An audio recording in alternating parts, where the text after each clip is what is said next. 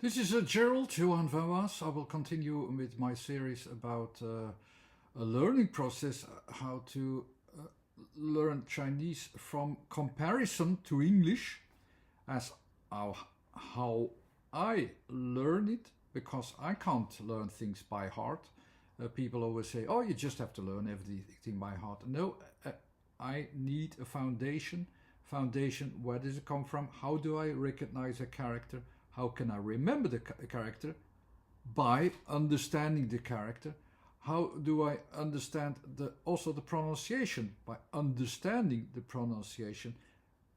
When there are things that I don't understand yet, I will make mistakes, you will make mistakes, and that's not very good. So we need a foundation that is has also some comparisons to English, so that you see where is our foundation in our way of thinking and how can we compare it to the Chinese foundation from that position. And there are complete matches. There always, you can find complete matches, so that you immediately have the match in your brain as well, that these positions are actually saying the same thing from the English position and from the Chinese position. And I do this by basing myself upon the universal foundation, namely the sound meanings. Of course, Chinese is not solely based upon sound, it's also based upon character and about the context of these characters, that it shows you which is the balance at that point and which is the kind of behavior that is expected from that balance. So all these things matter.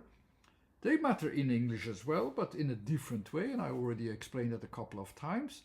But okay, let's go to the next word that we're going to analyze this way and compare it that way, so that we understand it and we'll remember it for the rest of our lives. And something that you will hear very quickly when you meet people who speak Chinese is, of course, ni hao. Everybody already heard that in some movie or another, or in some restaurant. And of course, this is important to recognize that, of course, as a kind of hello.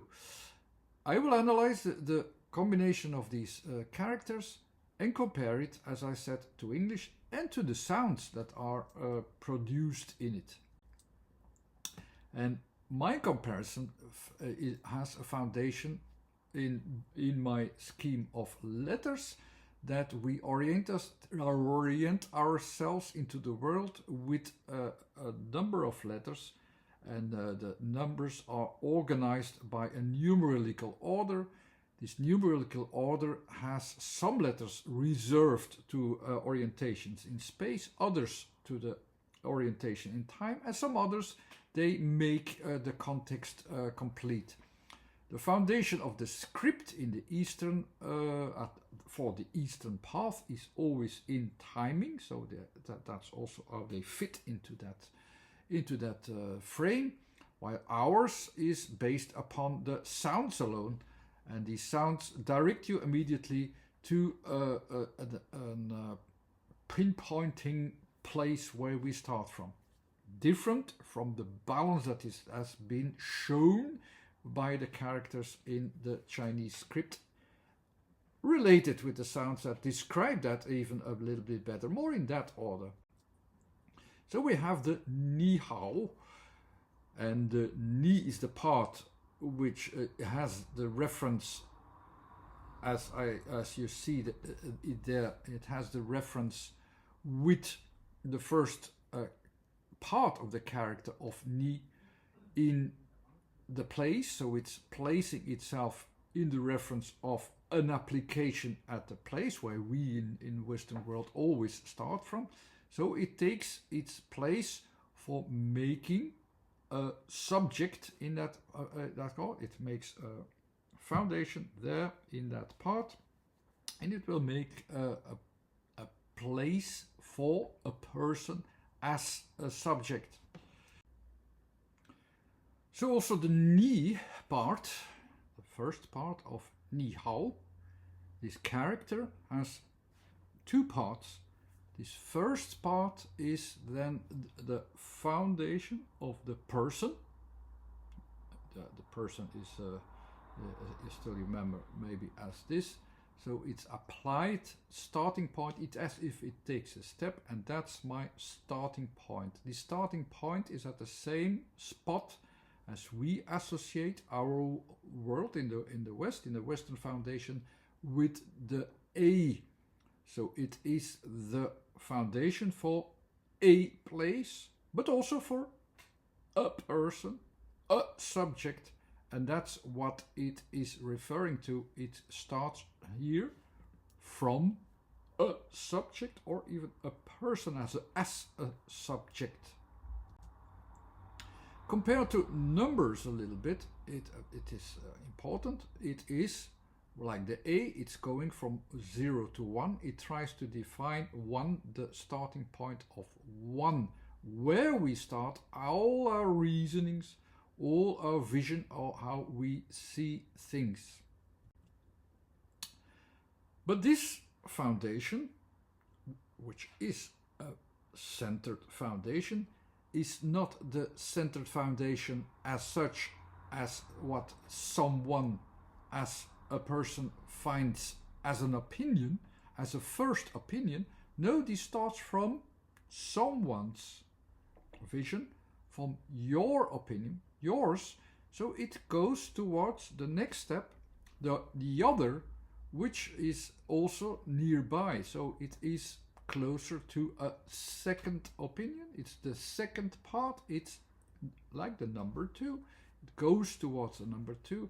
It allows you to see the other in letters.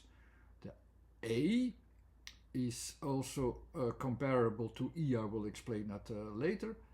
And the U, the E as an application that you can be used everywhere. The U is dependent from it. It is the second opinion, as you can, as you have to realize that how that works. The funny thing is, now I say that the first part is ni.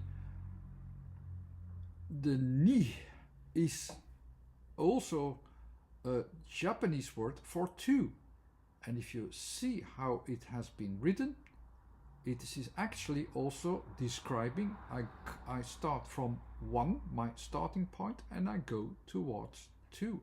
I split it up into the applications that I need to find in the world. So I start from one thing that is connected with everything, and now I go to the applications ni. And you see how it is jumping indeed as well from 1 to 2. The old Chinese character, actually, what I am saying here as ni, was also pronounced in the same way as if I pronounce it well. Sorry if I can't do everything right in the pronouncement yet, but that I will come to that as soon as I found that foundation. Well, today is in Chinese, it is R is 2. It's also 2, but it's just pronounced, of course, not as ni, but only as R, as far as I know, from what I learned already. The third tone of this R sound also reflects that there is a dependency. It's not referring to number 2, it's referring to the second place. And the thing that you see there, the inner reflection there, breaks it more into 2. It's more that breaking up. It's a reference actually to the second part is actually a reference to splitting it up to a smaller part. This second part, this second character, can you can derive it into 2 parts. The first part, you see the top, that's the roof part, the value, the abstraction, the abstract application that you mostly have when you see that, like in a grammar association. combined with xiao,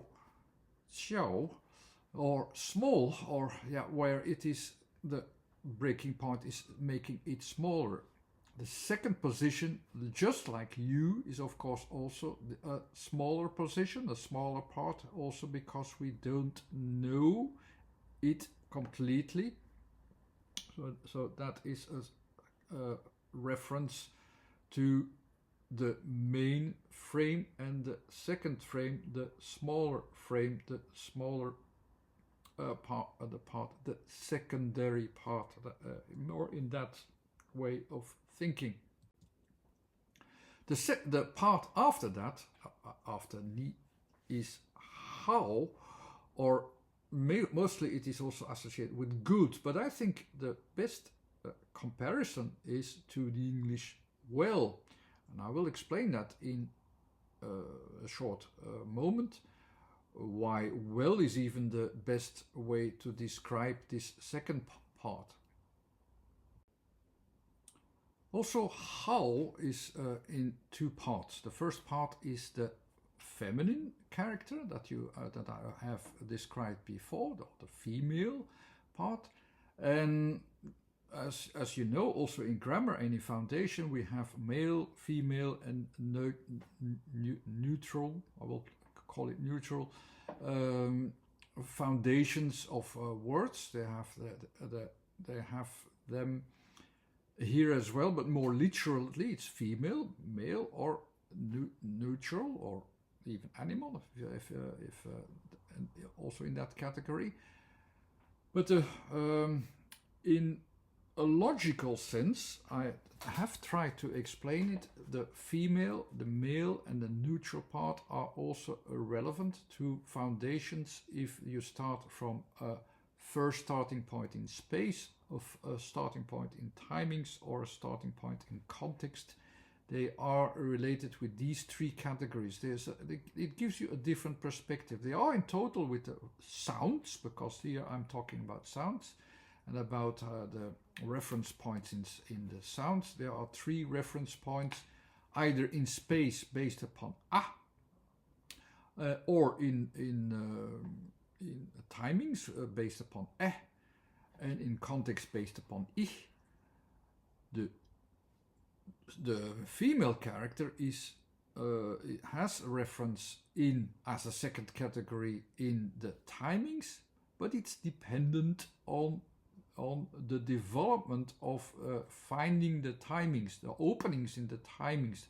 That's why the U is going back to the position, the second position of U, which I explained there, that you have the other. The other is at a place, and it still has to earn its place by seeing, okay, what kind of references I have here in the timing. That's more or less the thinking behind the U. You also have the male foundation, which is the performance of the spatial and physical distinctions immediately in space. So the female foundation is this trying to find openings in the timings. And the neutral foundation are the contextual connections that you still have to make most of the time, are neutral things, but they have to find a context. That's all the three categories of foundations of thinking that will now and then will make sense when I repeat them and when I find applications for this. So I tell this because it will matter to understand what it is referring to in general as a way of behavior. It's a different behavior to start from a dependency to look for how are the processes at this time, or immediately make a starting point and make a reasoning. The female or the male starting points are somewhat different. And this I also have explained already with the word ta-min. Ta was then the reference point of an application in space with its variations. Men is the general thing, the general, so it's also dependent on the generalization. The feminine or the females are ta-min. And in the men symbol, which is used in all three categories, the male, the female, and the neutral, you can also recognize the three parts I said, the foundation in the male, the female, and the last category in the neutral. I told this to the Chinese teacher, and they said, no, I don't think that's correct, because the second part of this character is door, actually. But this door actually confirms this openness of the nu and dependency of what is actually still needs to be connected to. So this door, as you can see, it's separately. So you have the one and then the door, the opening with its closing. It's a full process that still needs to find a connection towards two. And door also means passage, so it's a passage, a door towards what you need actually. So this need of nu is present also in this symbol of door. It is the same foundation that the feminine starting point is more like a door. Here's the part separate that I was referring to as this openness to enter its local conditions as a passage to that foundation. And this character, nu, is actually opening itself to the appearance of someday of the opening that places the opportunity of conditions and recognize these conditions. The U shows this dependency. Okay, but I was not talking about that part. I was talking about how, but I think it's very good to know that the nu part is that starting point that is really open your mind up and see, okay, what is really needed in communication, in the second category, in the communications, in timings, in everything, what is happening, what is really there. The second part is another character, of course. You see the character of this form first, where you see it's participating in life, it is making its life, and it goes to the full transformation of life, and it brings forth something that you can recognize in this character.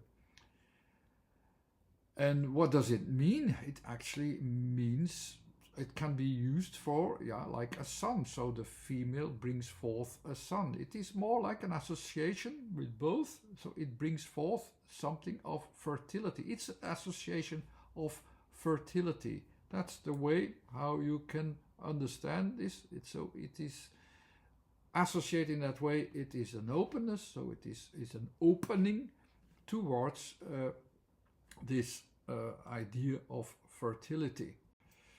So in that way you can also compare how to a kind of wish for that, as a kind of live long and prosper, be well, like a wish for a fertile life, as you had them, as this kind of wish existed in certain associations, exists in English in certain associations, and you still have that in church. Sometimes at the end they tell you also, okay, they also do a wish to the fertility. I always thought that was very, very weird, that as if you had to make children. But of course it's more a wishing well. And well is actually a very good translation of the how. And I will tell you, and I'll explain it to you in the next slide. The well, if you remember well, is that it starts from a wave that is losing itself up until the point that is formed, the le, this is taking form, is more and more released. It is that sense of prosperousness, of being prosperous, or so that is going well. Well from the well as well. how is not really so much difference, because if I go to the sounds of how, the h is like the breath, the vividness in which all processes can thrive. A is like the center of all processes, also in a very physical sense, and O enhances this to the moment in the environment where it is finding that finding that progress towards the right moment, to the progress in that moment, to this prosperity and vividness in the moment. So of course this gives also the meaning of "is works well" or "be well" or even "wish you well" or the prosperousness. Or it can be compared very well to the idea of "live long and prosper." So my conclusion is, for "ni hao" in our English translation, it comes most close to the understanding that "ni hao" in our minds, to your mind, it means live long and prosper. Okay, thank you very much, and see you next time. There will be some other videos with other words and associations soon. There are some books, there are some subscription. Thanks for watching, and there's a website too with the previous videos. Thanks again, bye.